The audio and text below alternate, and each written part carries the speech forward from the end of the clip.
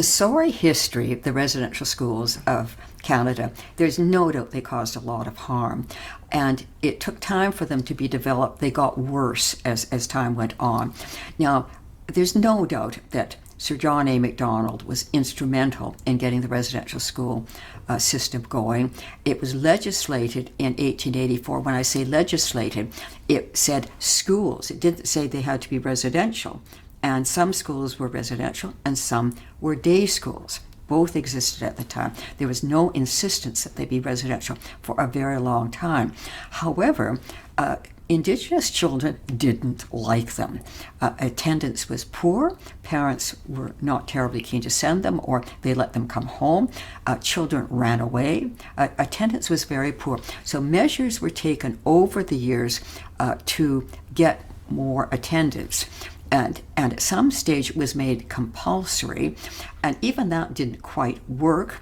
But what did work very effectively, which is long after Sir John A. Macdonald's time, we're getting to the enrolling of the RCMP as truant officers.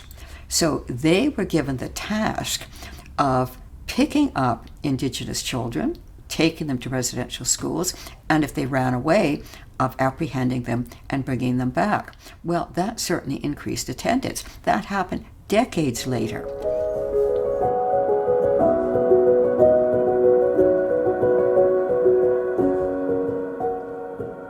The residential school system was started when Sir John A. Macdonald was Prime Minister, and they got going. But we have to realize, for anyone who wants to blame him for, that there was broad agreement that this was a good idea. The vast majority of the settlers in Canada wanted assimilation.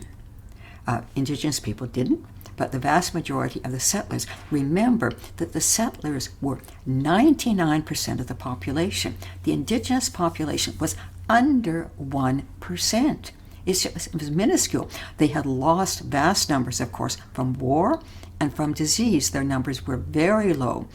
When Ryerson went to the Mississaugas of the Credit, they had gone down from 600 to 200. I mean, these numbers are very, very small, and so they don't have influence. But Sir John A. Macdonald was the Prime Minister, leader of the Conservative Party. The Liberals all voted for the same legislation, and Liberals brought in some of the residential school legislation. Some of the measures came under Liberal governments. The Conservatives voted for them.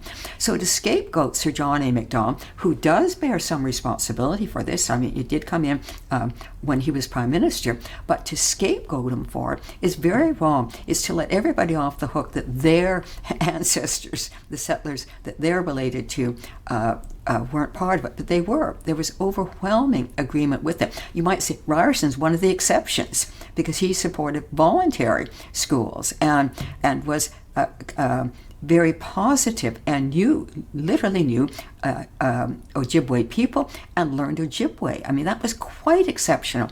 For other people, assimilation was the goal.